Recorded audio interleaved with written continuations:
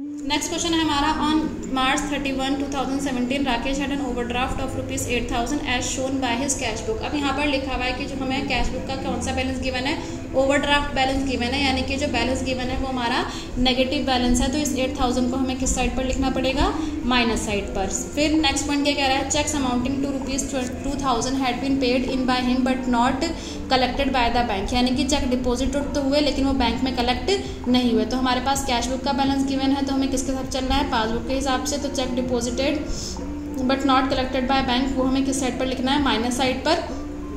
तो हमने 2000 को माइनस साइड पर लिख दिया। फिर नेक्स्ट पॉइंट है, he issued cheques of ₹800 which were not presented to the bank for payment. क्या सिचुएशन बनी, cheque issued but not presented for payment, तो इसको भी हम किस साइड पर लिख देंगे, प्लस साइड पर। उसके बाद है कि there was a debit in the passbook for ₹60 and for interest 1000 for bank charges. अब यहाँ पर दो चीज़ों के बारे में एक साथ क्या गया है कि आपको 60 रुपये तो आपका बैंक इंटरेस्ट लगा है और 100 रुपये आपका बैंक चार्जेस लगा है। तो ये बैंक चार्जेस हो चाहे ओवरड्राफ्ट पे इंटरेस्ट हो, क्योंकि पहले ही क्वेश्चन में क्या रखा है कि ओवरड्राफ्ट है तो जो इंटरेस्ट होगा वो ओवरड्राफ्ट इंटरेस्ट होगा।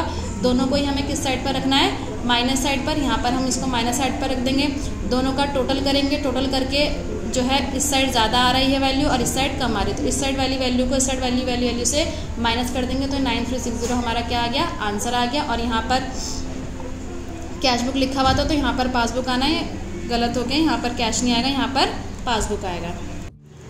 नेक्स्ट क्वेश्चन है हमारा, from the following particulars of Asha and company prepare a bank reconciliation statement on December 31, 2017। पहला पॉइंट बोल रहा है हमारे को ओवरड्राफ्ट एज पर पासबुक, यानी कि हमारे पास पासबुक का जो है ओवरड्राफ्ट बैलेंस गिवन है जो कि है 20,000। ओवरड्राफ्ट का मतलब होता है कि जो आपका बैलेंस है वो नेगेटिव है, तो आप 20,000 को किस साइड पर लिख देंगे, माइनस वाले कॉलम पर लिख देंगे। सेकंड है इंटरेस्ट ऑन ओवरड्राफ्ट। अब हमारे को पासबुक का बैलेंस गिवन है तो हम किसके साथ चलेंगे, कैश बुक के हिसाब से। इंटरेस्ट ऑन ओवरड्राफ्ट, तो ओवरड्राफ्ट इंटरेस्ट यानी कि वो हमें क्या करना पड़ेगा, प्लस करना पड़ेगा। तो 2000 हमने प्लस में लिख दिया।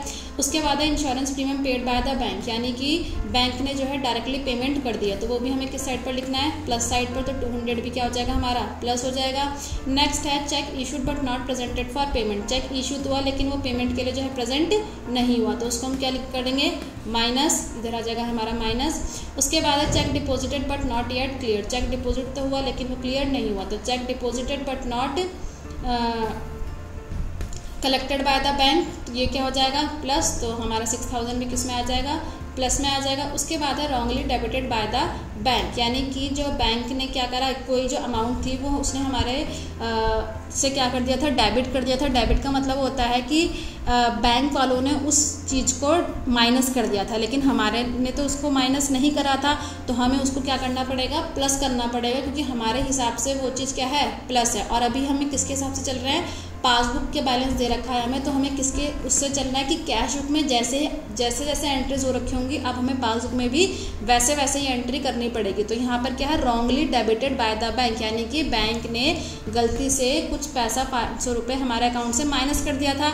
तो कैश बुक में तो इसकी हमें कोई इन्फॉर्मेशन आई ही नहीं होगी, हमें पता ही नहीं लगा होगा, तो इसलिए कैश बुक में वो प्लस हो रखा होगा, तो हमें यहाँ पर भी उसको क्या करना पड़ेगा, प्लस करना पड़ेगा। फिर सेम कॉन्सेप्ट यहाँ पर दोनों साइड का टोटल कर देंगे। जब हम दोनों साइड का टोटल करेंगे तो इस साइड वाला टोटल ज़्यादा आया है, तो हमने इस वाले टोटल को यहाँ तक के टोटल से क्या कर दिया है, माइनस कर दिया, और माइनस करके जो वैल्यू आएगी वही हमारा क्या होता है, आंसर।